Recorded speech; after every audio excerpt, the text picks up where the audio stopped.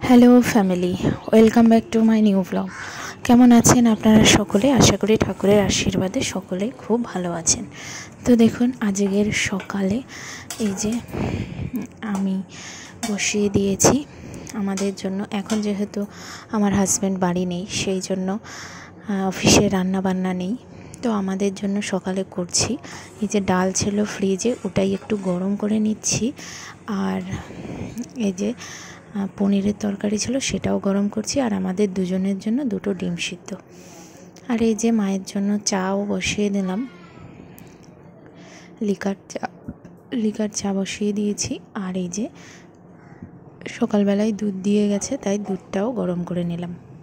তো 2 দিন পর পর নিরামিষ খেয়েছি, সেই জন্য আজকে একটু আমিষ রান্না হবে।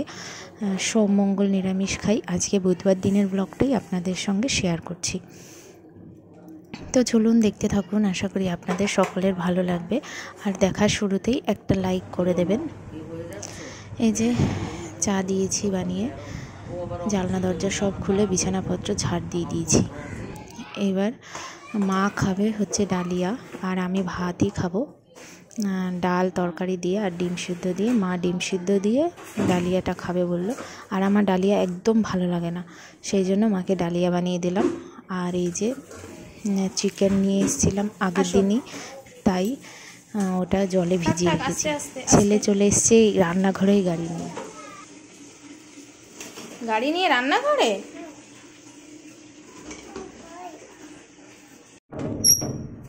এরপর এই যে আমি ছাদে চলে আসলাম।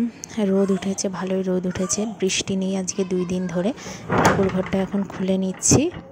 এখন ঠাকুর ঘরের সব কিছু পরিষ্কার পরিচ্ছন্ন করতে হবে।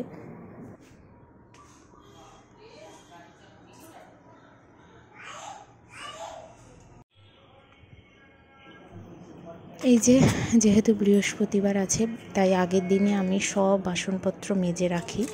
আর এই যে ঘট, এগুলো সব আজকে তেঁতুল দিয়ে মাজতে হবে, তো আমি একটু জলে ভিজিয়ে রাখলাম।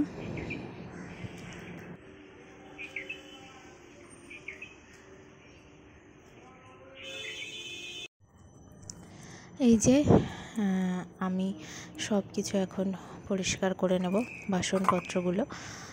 আর আমাদের বৃহস্পতিবার দিনের ঘরটা 1 সপ্তাহ থাকে, আবার বুধবার দিনকে আমি আবার ঘরটা মাজা ঘষা করি। বৃষ্টিও নেই আর রোদও নেই, মানে মোটামুটি বেশ ভালোই ওয়েদার। তাই বাইরে বসেই সব বাসনগুলো মেজে নিচ্ছি, ছাদে বসেই। আর বলেছি তেঁতুল দিয়ে মাজতে হবে, আর যেহেতু তামার পিতলের বাসনগুলো না, তেঁতুল দিয়ে মাজলে বেশ ভালো হয়, তো আমি তেঁতুল দিয়ে এখন মেজে নেব। পাপা রয়েছে ওর ঠাম্মির কাছে, ঠাম্মি ওকে সামলাচ্ছে, আর আমি এখানে ঠাকুর ঘরে এসেছি।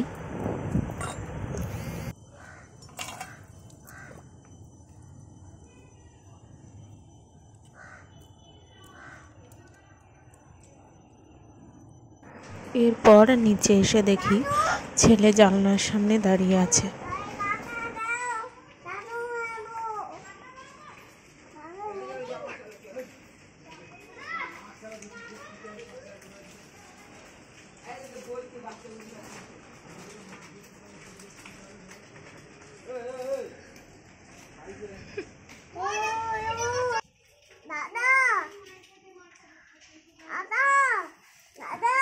আরে দাদা মাছ ধরছে।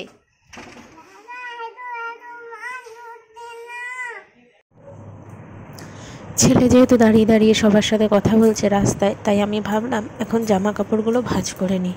বেশ কয়েকটা জামা কাপড় জড়ো হয়ে আছে।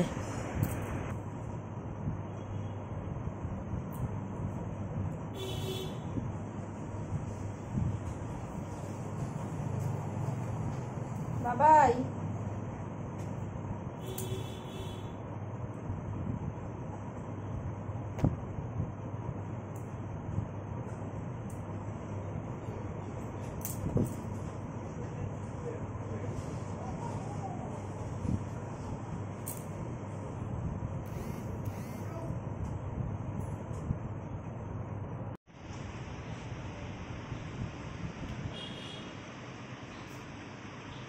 গ্রিল ধরে দাঁড়াও, নয় পড়ে যাবে। এরপর দেখুন সবজি কাকু এসেছে, বাড়িতে কোনো সবজি নেই আর সবজি কাকুর কাছেও বেশি সবজি নেই, বলছে নাকি সবজি পাওয়াই যায় না। তো যাই হোক একটু টমেটো আর একটা লাউই নিয়ে নেওয়া হলো। আর আমি ছেলের জন্য চিকেন স্টু বানাবো বলে বিনস ক্যাপসিকাম কিন্তু এগুলো কিছুই পেলাম না।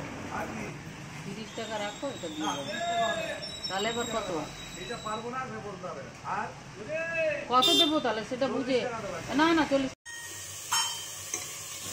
অনেকক্ষণ ওয়েট করার পর যখন কিছুই পাচ্ছি না, তারপরে ভাবলাম ছেলের চিকেন স্টুটা বানিয়েই দিই। শুধু আলু দিয়েই বানিয়ে দিচ্ছি, কি করব, কোনো সবজি পাইনি। আর ছেলে যেহেতু লেগ পিস পছন্দ করে ওর জন্য লেগ পিস দিয়ে দিয়েছি। আর এই যে আমাদের মাংসটা পরে রান্না করবে, আর ভাতও বসিয়ে দিয়েছি। এই যে আমাদের চিকেনটা রান্না হয়ে গেছে, এখন চিকেনটা শুধু একটু সিদ্ধ হলেই হবে।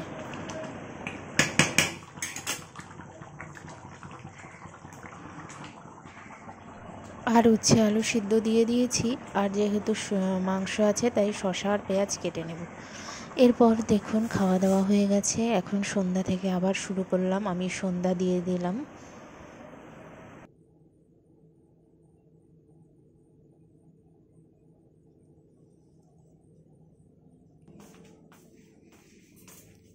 বাবা ঠিক আছে আমার সোনার চাঁদ, আমার শুনতে পাবা না, দুষ্টু দুষ্টু দুষ্টু, আমি পচা পচা পচা। আরো ঘুম পাচ্ছে নাকি? যে বাবা ট্রিমার এসে গেছে। হ্যাঁ ওরে বাবা রে, এটা লাইট জ্বলে। ওর বাবা, ও বাবা রে, রেখে দি, খারাপ হয়ে গেলে বাবা এসে বকবে, খুব বকবে। এবার পিডিয়াশিওরটা দেখি, পিডিয়াশিওর দাও দাও দাও, পিডিয়াশিওর, পিডিয়াশিওর আসছে।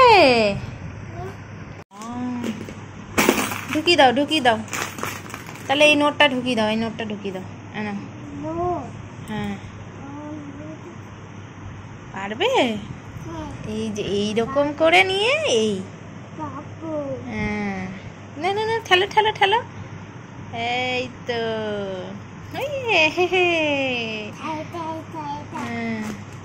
সবাইকে টাটা করো। এইটাও দেবা? আচ্ছা আগে টাটা করে নাও সবাইকে। নাও।